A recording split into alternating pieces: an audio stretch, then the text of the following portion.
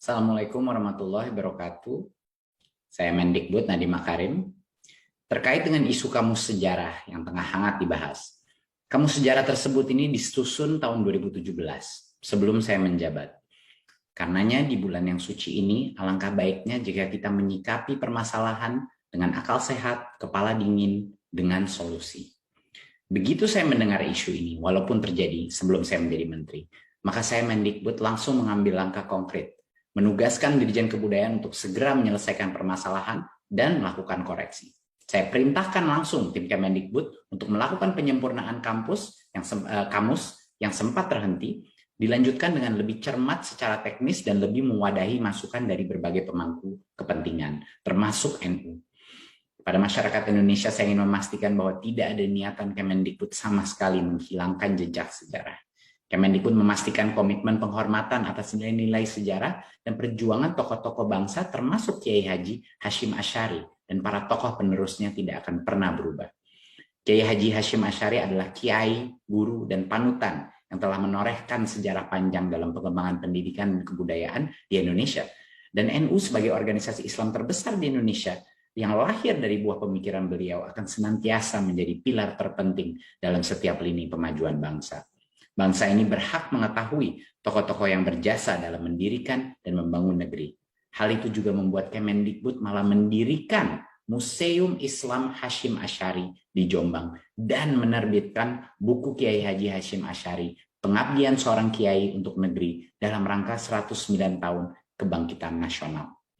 Saya memohon restu agar kamus sejarah yang belum pernah dimiliki negara ini dapat kita lanjut sempurnakan bersama agar nantinya dapat memberikan manfaat untuk semua.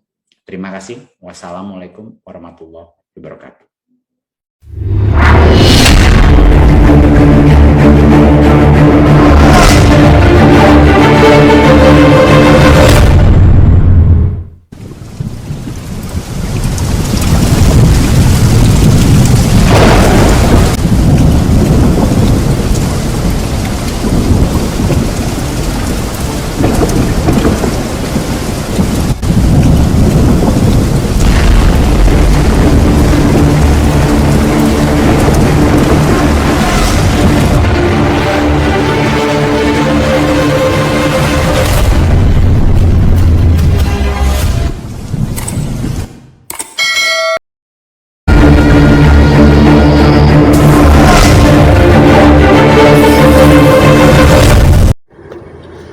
Assalamualaikum warahmatullahi wabarakatuh.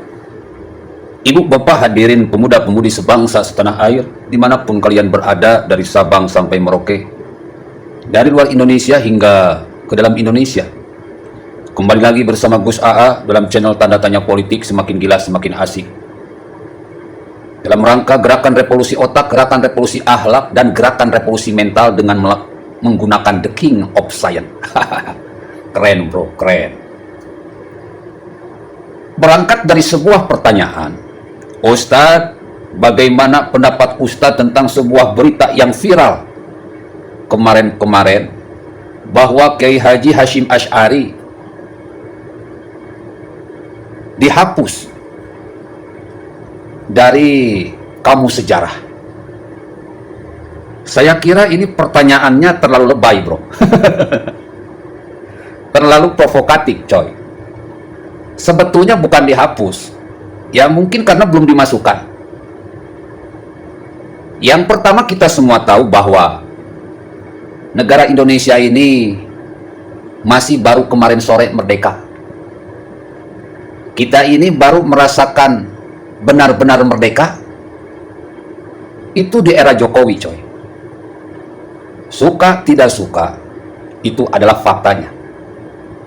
Keadilan sosial bagi seluruh rakyat Indonesia, keadilan politik bagi seluruh rakyat Indonesia, bahkan keadilan hukum bagi seluruh rakyat Indonesia, bahkan keadilan infrastruktur bagi seluruh rakyat Indonesia bisa terwujud di era ini.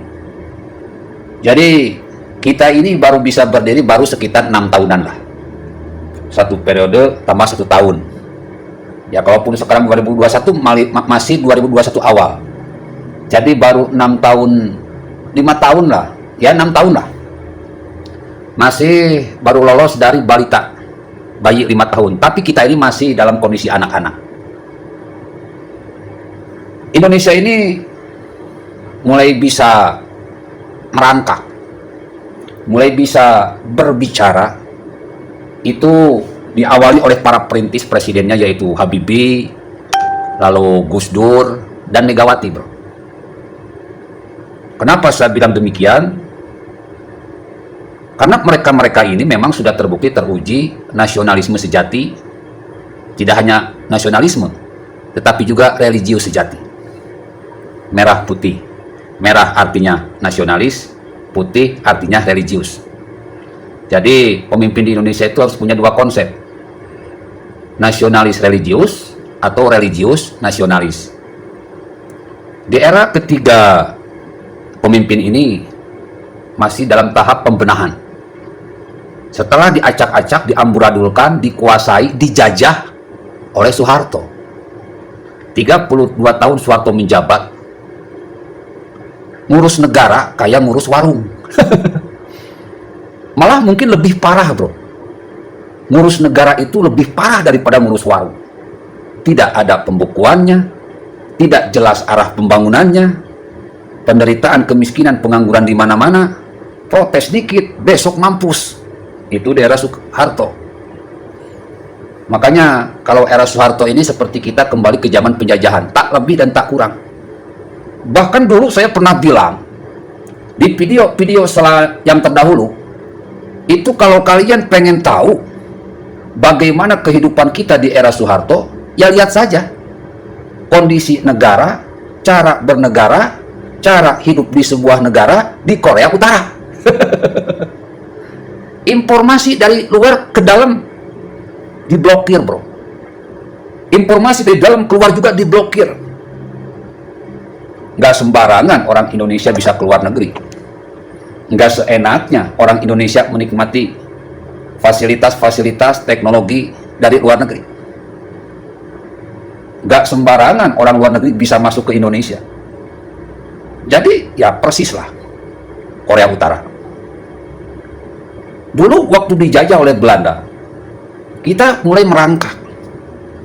Soekarno mencoba menata persatuan-persatuan yang ketika itu sudah terkoyak-koyak. Banyak pemberontakan di mana-mana, diserang agresi militer 1, agresi militer 2. Baru merdeka mulai merangkak, banyak pemberontakan, banyak agresi. Dan ujung-ujungnya tahun 1965 Soekarno ditumbangkan oleh Soeharto.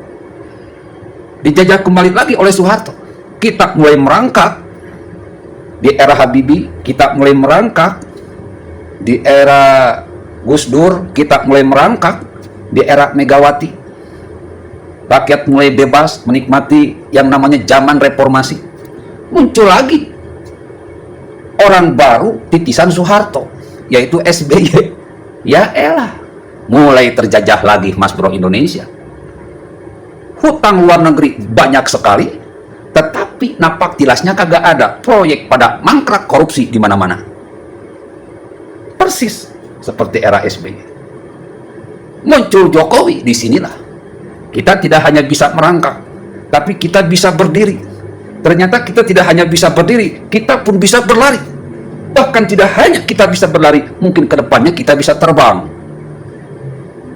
Jadi kalau sekarang di era Jokowi mulai banyak pembenahan tentang sejarah, itu alhamdulillah. Tereksposnya Kiai Haji Hashim Asy'ari tidak termasuk atau tidak dimasukkan ke dalam kamus sejarah adalah sebuah koreksi, adalah sebuah masukan yang mau tidak mau wajib dimasukkan ke dalam kamus sejarah. Karena yang namanya Soekarno ini santri, bro. Kalau santri pasti manut sama kiai. Kiai Haji Hashim Asy'ari ini kiai yang punya pemikiran cerdas, intelektual, cerdas otaknya, cerdas akhlaknya, cerdas mentalnya. Nyambung dengan seorang pemimpin yang punya otak yang cerdas, akhlak yang cerdas, mental yang cerdas. Akhirnya ketika ngobrol, ketika bertukar pendapat, matching.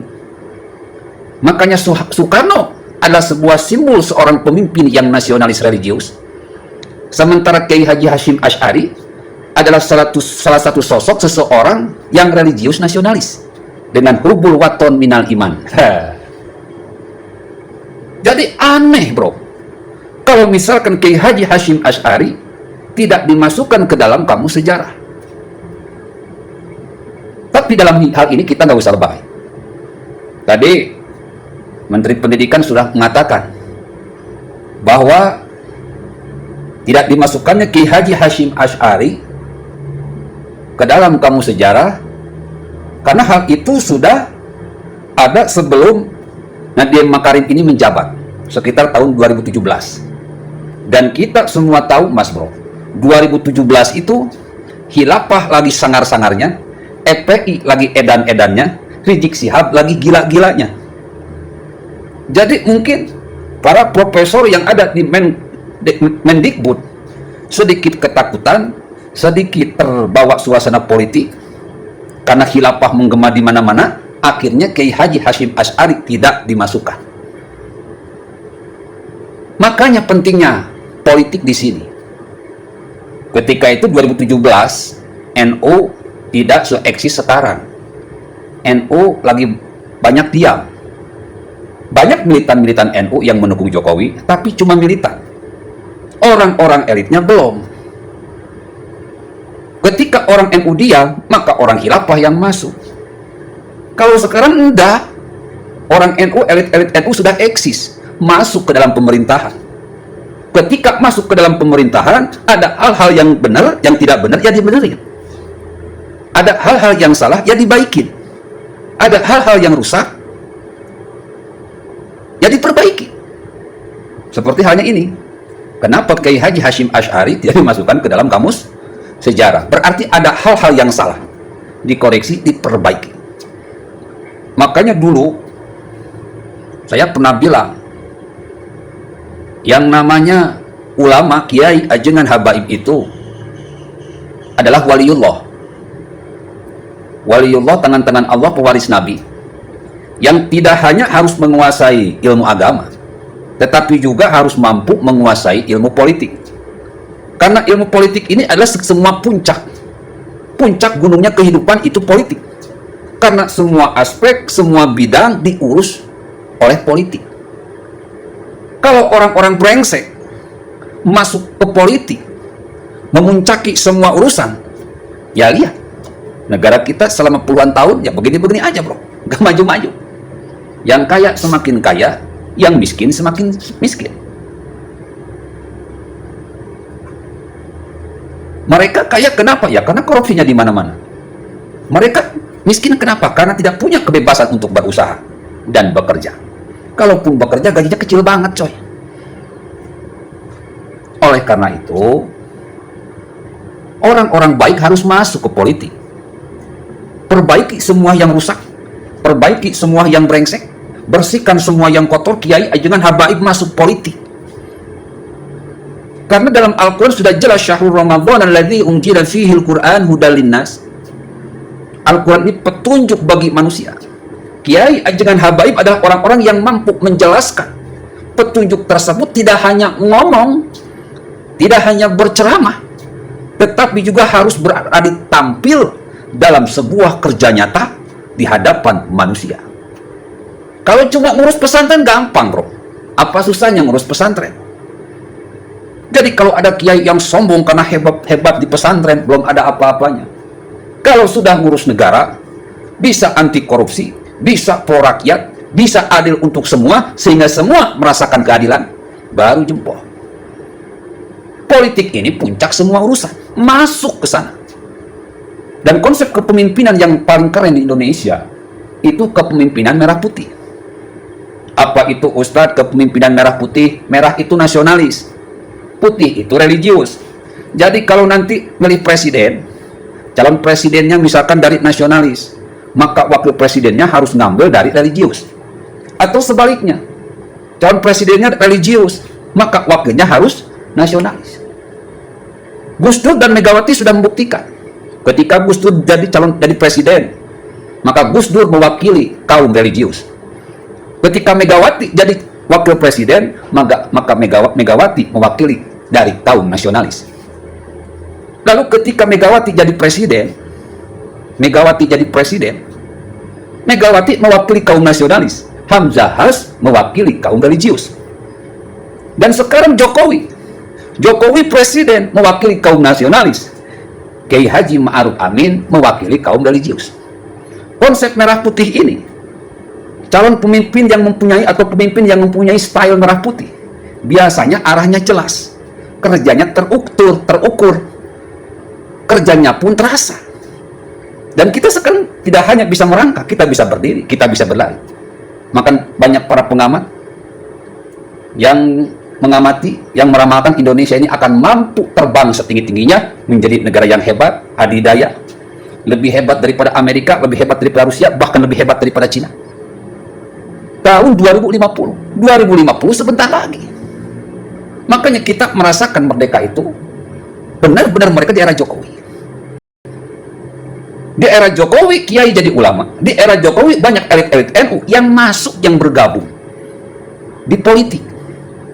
Jadi alhamdulillah hal-hal seperti kok bisa-bisanya ya masalah Kiai Haji Hasyim Asy'ari tidak masuk ke dalam buku sejarah. Ya karena wajar, bro. Buku sejarah yang ada di kampus, buku sejarah yang ada di sekolah-sekolahan itu masih buku sejarah produk Orde Baru. Buku-buku sejarah yang dibuat menginuk kepada Orde Baru jelas banyak dikait-kaitkan dengan urusan politik. Jadi akan banyak fakta-fakta sejarah yang belum dipublikasikan, yang belum dieksplor, bahkan yang belum dituliskan. Di era Jokowi ini saatnya, bro, memperbaiki sejarah yang tidak lengkap, memperbaiki sejarah yang hilang, agar nanti kedepannya generasi muda yang ada di Indonesia ini tahu betul akan sejarahnya, tahu betul akan dari mana dia lahir, kenapa dia bisa hidup di negara Indonesia. Jas merah, jangan biarkan generasi muda melupakan sejarah. Supaya tidak lupa, supaya generasi muda bisa membaca, mulai sekarang mulai perbaiki. Seperti apa sih sejarah Indonesia yang sebenarnya? Terima kasih buat Menteri Pendidikan yang sudah merespon untuk memperbaiki sejarah Indonesia yang sudah puluhan tahun menjadi sebuah tanda tanya. Kalau Soekarno adalah seorang pahlawan nasional, jelas Kiai Haji Hasyim Asy'ari pun harus menjadi pahlawan nasional. Tak, bukan level biasa, bro, ini level elit.